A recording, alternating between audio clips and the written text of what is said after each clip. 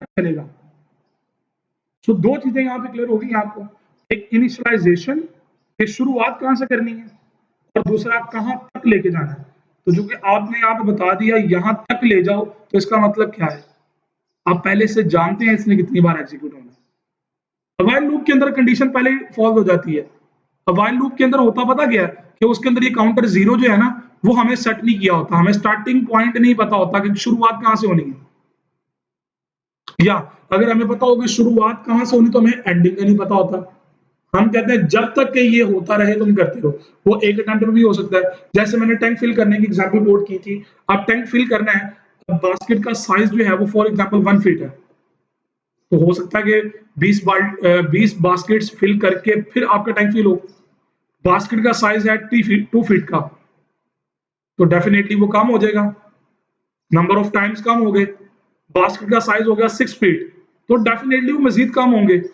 तो इसका मतलब ये हुआ कि व्हाइल के अंदर हमें नहीं पता हाउ मेनी टाइम्स, कितनी बार लूप चलेगी, लेकिन यहाँ पे हमें सब पता लग रहा है, स्टार्टिंग भी और एंडिंग भी।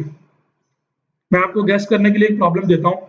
टेबल पहाड़े, जिन्हें उर्दू में पहाड़े कहते हैं, times 2 ones are 2, 2 twos are 4, 2 3, 2 times 3 that is 6 and so on। Tables आपने याद की होंगी ना मैट्रिक बचपन में, 5 4 क्लास के अंदर या 2 3 के अंदर आपने टेबल्स याद की होंगी। तो वो टेबल अगर आपने जनरेट कर दी है, क्या आप पहले से नहीं जानते कितनी बार टेबल चलती है?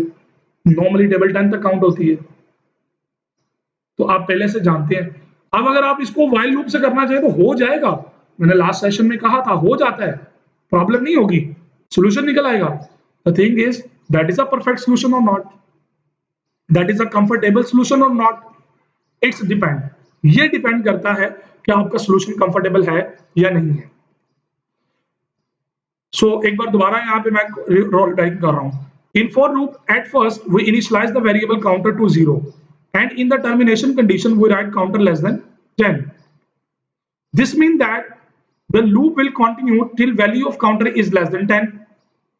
In other words, the loop will terminate when the value of counter is equal to or greater than 10. अब इक्वल टू का वर्ड यहाँ पे मैंने लिखा कंफ्यूज करने के लिए, क्यों? इसलिए आपकी तवज्जो लेने के लिए कि क्या आप यहाँ पे फोकस कर रहे हैं या नहीं कर रहे हैं। कंडीशन में लेस देन है, इक्वल नहीं है।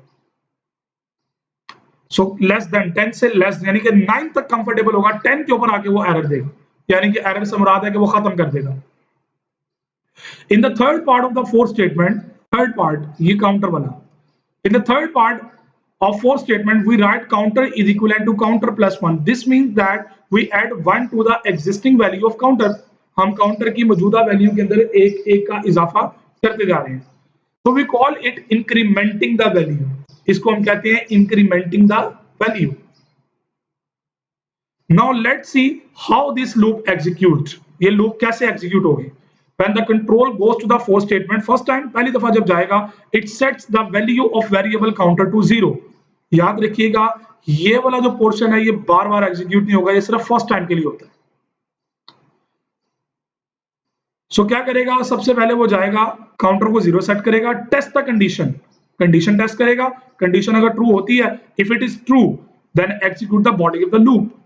इन this case it display the value of counter which is 0 for the first execution, then it runs the incrementing statement, counter is equivalent to counter plus 1, तो इंक्रीमेंट करेगा, thus the value of the counter becomes 1.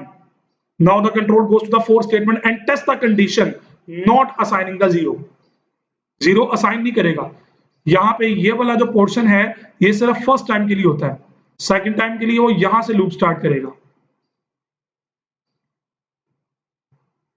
Now the control goes to fourth statement and test the condition. If it is true, then body, then increment, then move, then go and so on. So the same tasks are repeated. वो बार बार repeat होंगे। When the value of the counter becomes 10, the condition counter less than 10 becomes false. अब यहाँ पे condition false हो गई है। Then the loop is terminated and control goes out of for loop. वो for loop से बाहर चला जाएगा। So the point to be noted is that, अब यहाँ पे जो point note करने वाला वो क्या है, the increment statement यानी कि third part of the statement is executed after executing the body of loop.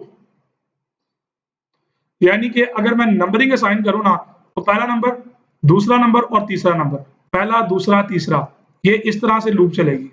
ये thus for structure is equivalent to while structure in which we write the explicit statement to change the value of condition variable after the last statement of body.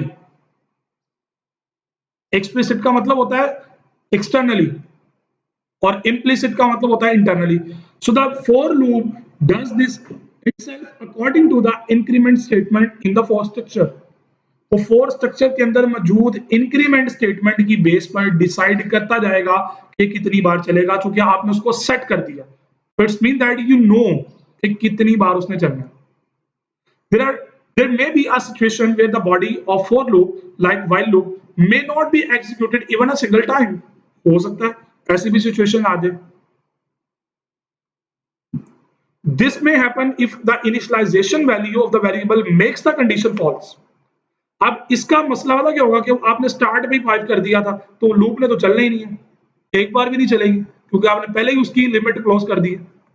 The statement in the following for loop will not be executed even a single time, as during first checking the conditions become false, so the loop terminates without executing the body of the for loop. वो body को execute किए बगैर खत्म हो जाएगा, क्योंकि आगे जानी नहीं है उसने। Let's take an example to explain for loop. It's time to add example.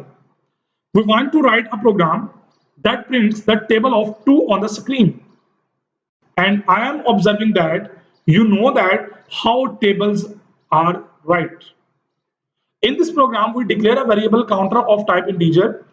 We use this variable to multiply it by 2 with value 1 to 10. चल, ये मैं एक्सप्लेन आपको बाद में सारी चीजें करूंगा, पहले हम प्रोग्राम यहाँ पे ऐड करते हैं। सो मैं यहाँ पे अपने पैरामीटर पहले पूरे कर लूं। Include IOStream using namespace std, उसके बाद int main,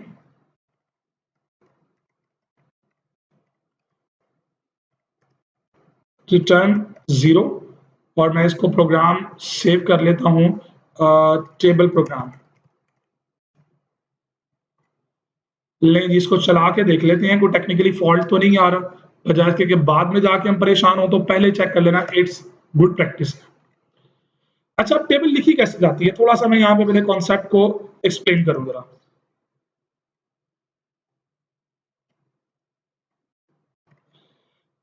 अब आपके पास जो टेबल है ना, वो लिखी ऐसे जाती है, 2 into 1 is equivalent to 2। इसी तरह 2 into 2 is equivalent to 4। इसी तरह 2 into 3 is equivalent to 6 and so on। अब देखने वाली चीज यहाँ पे जो है ना, वो है आपका स्ट्रक्चर।